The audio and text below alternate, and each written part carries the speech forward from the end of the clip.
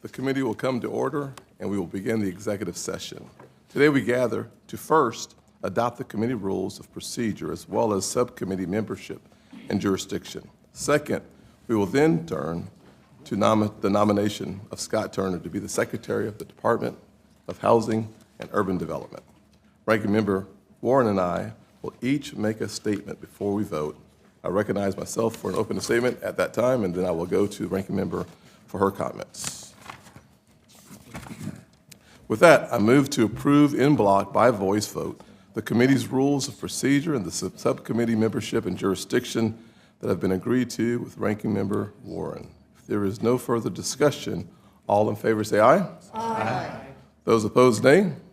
The ayes have it. The documents are approved and adopted in block. They will be reported favorably to the Senate floor. I ask unanimous consent that staff be allowed to make technical and conforming changes and that the cordon rule be waived. Any objection? Hearing no objection, so ordered. Now, we will move to the consideration of the nomination of Mr. Scott Turner. I move to favorably report the nomination of Mr. Scott to be Secretary of the Department of Housing and Urban Development. Second. At this point, I'll give an opening statement. At his inauguration, President Trump made a promise to the American people to usher in a new golden era of peace and prosperity. That starts with making America's economy work for everyday Americans. Today is a new day, and I look forward to closely partnering with the President to deliver real results for everyday Americans by building stronger communities where families can thrive and create a better, brighter future. It's time to undo the Biden administration's far-left policies and burdensome regulations that have put the American dream out of reach for millions of Americans. It's time for a blue-collar comeback. And the man who will be leading that comeback at the Department of Housing and Urban Development is Scott Turner, someone with a remarkable life story and the skill set necessary to enact change. Solving the problems before our country requires grit and determination. Whether as a young man working as a dishwasher at the Spring Creek barbecue, or the man who built a successful NFL career, Scott never let his circumstances define his capability to succeed. He works his hardest every single day to make opportunity a reality. We saw that when he was a state legislator in Texas and when he was leading the White House initiative on opportunity zones and economic opportunities. Scott believes in his community and improving the lives of those living there. For him, it's a calling, and I wholeheartedly agree with him. HUD's mission is to create strong and sustainable communities and support quality affordable homes, serving the most vulnerable in our nation. Scott Turner's story and perspective are important tools that he brings to the table. Unfortunately, we are facing a housing crisis all across our country. HUD is failing at its core mission. Under the Biden administration, HUD spending has soared, but even according to their own surveys, homelessness in the last 12 months up 18%. Since 2020, up 33%. And we as a committee in a bipartisan fashion can work with HUD to tackle some of these lingering, stubborn problems facing millions of Americans today.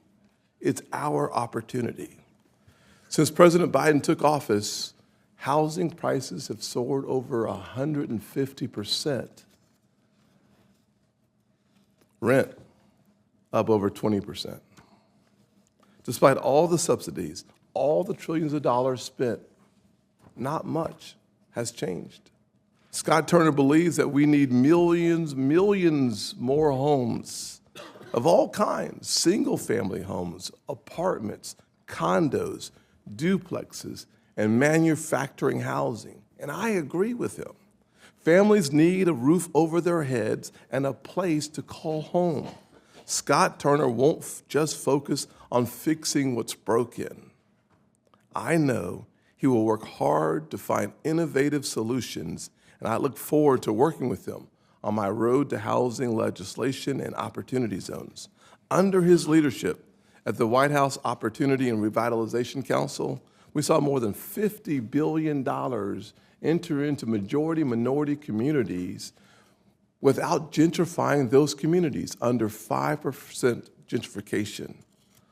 Hope for a better future begins for millions of Americans with a home. And HUD has a critical and crucial role to play. Struggling to pay the rent is not a Republican or a Democrat issue.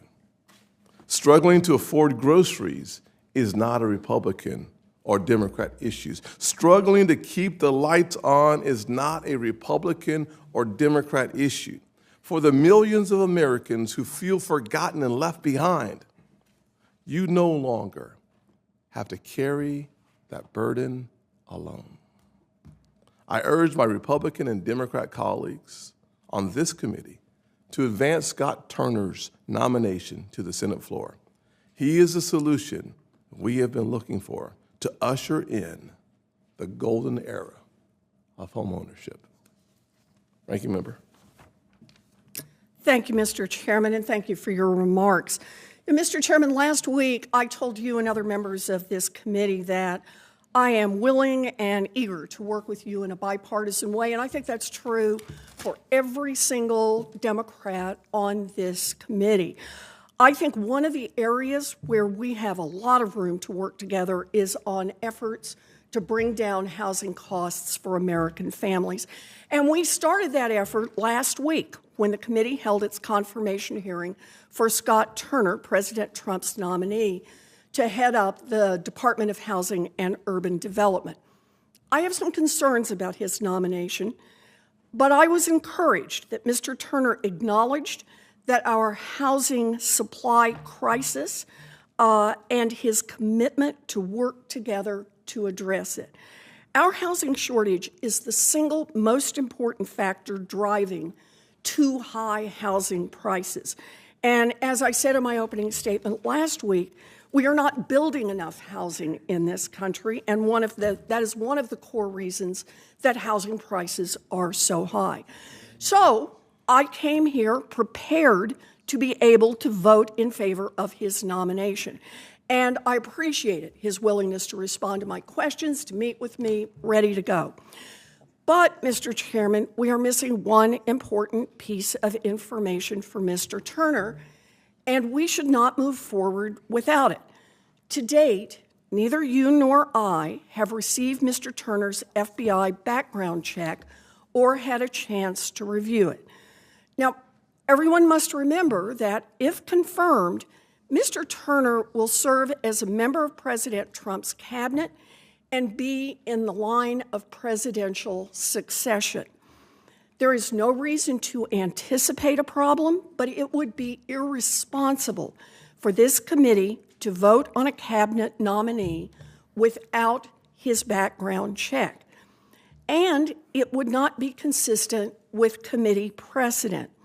The committee's customary practice, followed by both Republican and Democratic chairs, is to hold a vote on a nomination only after completion of the FBI background investigation and receipt of a briefing on it. Under Chairman Brown, nominees received a committee vote only after their background check was complete. We know that just in the past few days, including last night, that the Armed Services Committee, the Ag Committee, and the Veterans Affairs Committees have all put off holding hearings, not just final votes, but hearings on nominees because their FBI background checks were not complete. Now, we're not looking for a delay here. As soon as the FBI gets its act together and gets over here and tells us, and I understand from the chairman that that should be right away, as soon as we have that hearing and can get briefed on it, assuming there are no problems, we're ready to go forward. There are nominees already stacked up on the floor. We're not trying to delay this vote by a single minute, but we are in the minority and we are asking that for all of us, we have this baseline principle in this committee, as evidently it is recognized in other committees, and that is we don't go forward without the FBI background check. I am mystified as to why you would not agree to this delay. It need not be long.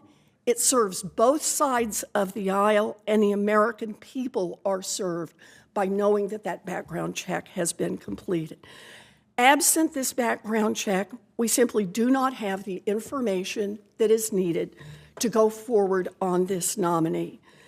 So I will be voting no, and I hope that with future nominees, you will adhere to committee precedent and the common sense practice and courtesy of ensuring that we have the full FBI background check for any nominee before we hold a committee vote.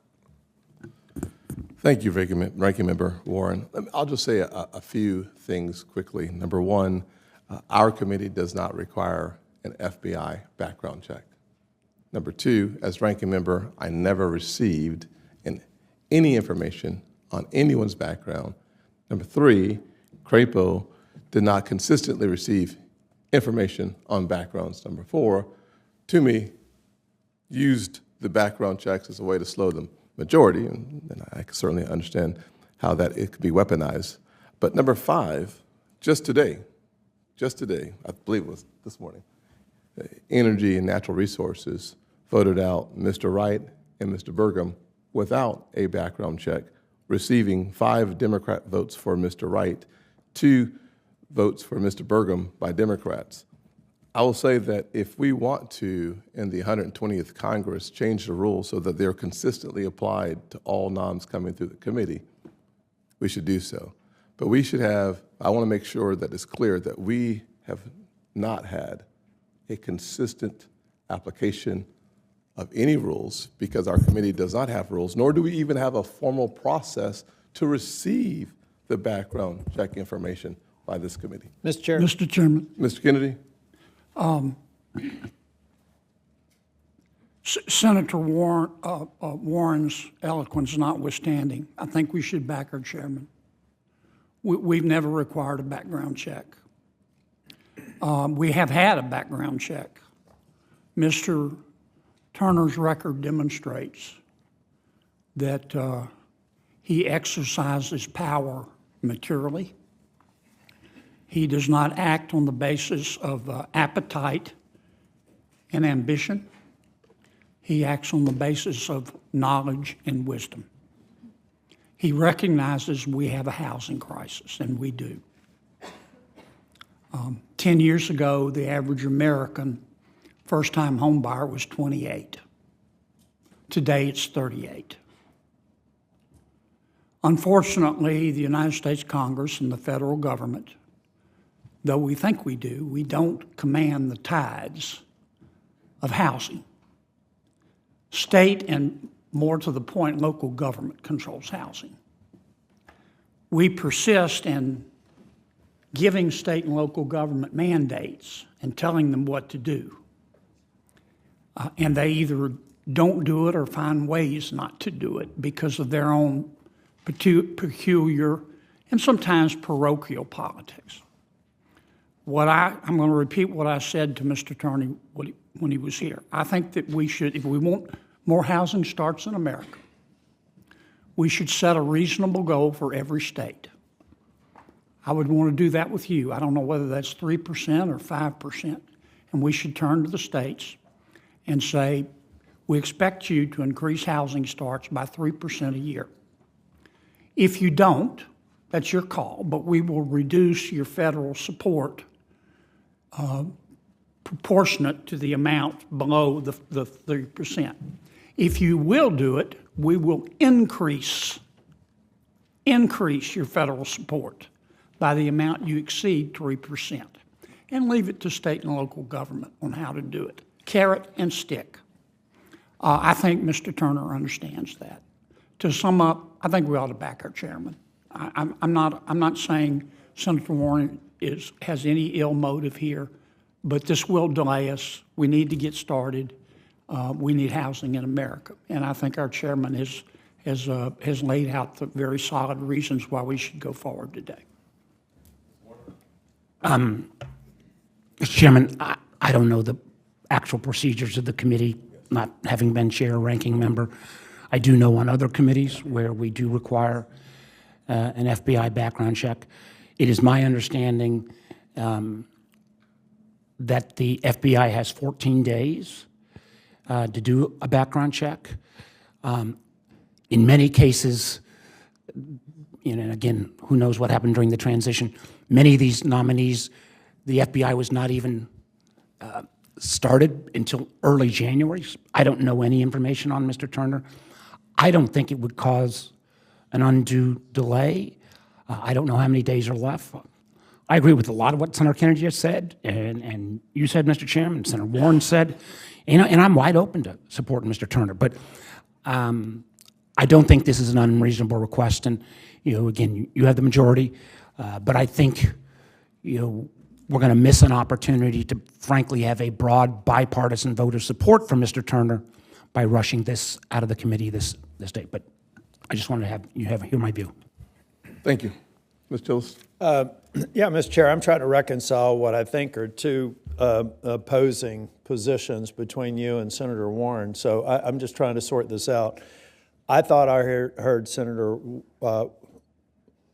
Warren say that this is a break of precedent and that it has not been done this way consistent, or it has been done more consistently in the past. I thought what I heard you say was that Senator Crapo and others before you all have not necessarily had the FBI report in the banking committee. Which of the two are true, or how can we sort through and make sure that both of you are I'm just trying to get to the facts. And I think right now we have mutually opposing views. Yeah. So I think the easiest way to say it is that as the ranking member for the last 2 years, I was never informed of any background checks whatsoever. I would say under Crapo, he can speak for himself, but it was at best inconsistent in its application and the actual research. So are you departing from a rule or a practice by allowing this vote today, in your opinion? I am not. And Senator Warren, do you believe that the chair is departing from a rule or past practice by allowing this vote today? I do. Based on? I do, because in every single case, the FBI report was available. It was complete. It was available. Now, I don't know about the relationship between people. I wasn't there. But anyone who requested it, the ranking member or the chair, could see it. But the report was always consistently available, and it is, I am told, that was not just true when the Democrats were in charge. It was also true when the Republicans were in charge. Mr. Chair, what I think you indicated openness to maybe being clear on the rules going forward, yes. And that is something that I would support. To Senator Warner's point, because this vote will be going some number of days into probably next week, it seems to me that the FBI report will be available to everybody before the actual confirmation vote will occur. So I would hope that members who are inclined to vote for him today would vote him out of committee with the proviso that if they don't see the report by the time it's on the floor, that you simply vote no. And then we can have a different discussion about practice in the committee. But it seems to me that you could have access to the information by the time it occurs. If you were satisfied with what Mr. Turner said today and you think he's qualified for the role, I really encourage your support and respect your position that you won't vote favorably on the floor if they fail to produce that information before the vote. Well, may I respond? Certainly. I just want to say here, it is the job of the committee to say to the rest of the Senate, we did our work. We checked off the boxes. We had our hearing. We sent the questions. We did the questions. We got the answers. We got the background check. We have, it really is. We're talking about a kind of box-checking exercise here. Yeah, but Mr. Chair, just again, if I can just... Was I still talking? Oh, I'm sorry, I thought you were finished. No, I was not. I think that this is our job as the committee, and saying we may change our vote once we get to the floor is not exercising our responsibilities on this committee. Are you finished? Yes. Respectfully, Senator Warren, I have not heard that this is a departure from practice or no evidence has been presented to suggest that it was. What I have heard is an openness on the part of the chair, and I would support a rule going forward that says that we won't vote out of committee until the FBI report is there. But I think we're creating a precedent out of whole cloth, and that's why I'm prepared to vote. And I would encourage the administration to get the FBI report there before final passage. Well, I would say by way of response, I'm happy to go get the evidence that the FBI reports were always there before we voted. We can go back and document that if that's the wish of the committee, and if the committee wants to hold off the vote until we have that, I'm glad to do that. Two things. Number one, the first thing that's really important to note is that this committee does not require an FBI background check. And number two, the only two people that have access to the information of the background check is the chairman and the vice chairman. Therefore, if the previous chairman never acknowledged, informed, or told the ranking member that there was even a background check to take a look at, that is why the ranking member today, or yesterday, did not know about it whatsoever, and it is also why perhaps the previous ranking members, Crapo and Toomey, did not have full access to what she is saying is somehow a consistent practice. It is just not the fact. Last comment, and then we're going to vote. I just would be curious when the 2-week clock started, so that if the FBI report was due, and I agree that it's just the chair and the vice chair, it's not members. I think that's appropriate because I've seen these reports; they're quite detailed. But if the clock had started and the FBI is due to get their report in by today or tomorrow, I think we're going to be here tomorrow. Again, I'm going to, unfortunately, I hear Senator Tillis, your position. I do think it's our responsibility. I will vote no. I'll reconsider on the floor.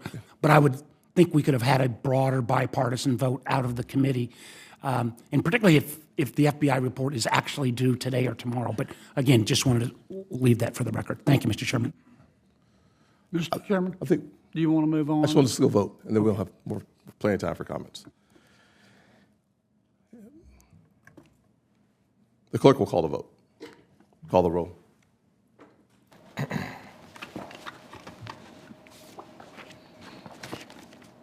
Mr. Chairman. Aye. Mr. Crapo. Aye. Mr. Rounds. Aye. Mr. Tillis. Aye. Mr. Kennedy. Aye. Mr. Haggerty. Aye. Ms. Lummis. Aye. Mrs. Brett. Aye. Mr. Ricketts. Aye. Mr. Banks. Yes. Mr. Kramer. Aye. Mr. Moreno. Mr. McCormick? Aye. Ms. Warren? No. Mr. Reed? No. Mr. Warner? No. Mr. Van Hollen? No. Ms. Cortez Masto? No. Ms. Smith? No. Mr. Warnock? No. Mr. Kim? No. Mr. Gallego? No. Ms. Blunt Rochester? No. Ms. Also Brooks? No. Mr. Chairman, the vote is 13 in favor, 11 opposed. The nomination of Mr. Scott Turner is hereby ordered reported favorably to the full Senate. Thank you to everyone. Any parting comments? Meeting adjourned.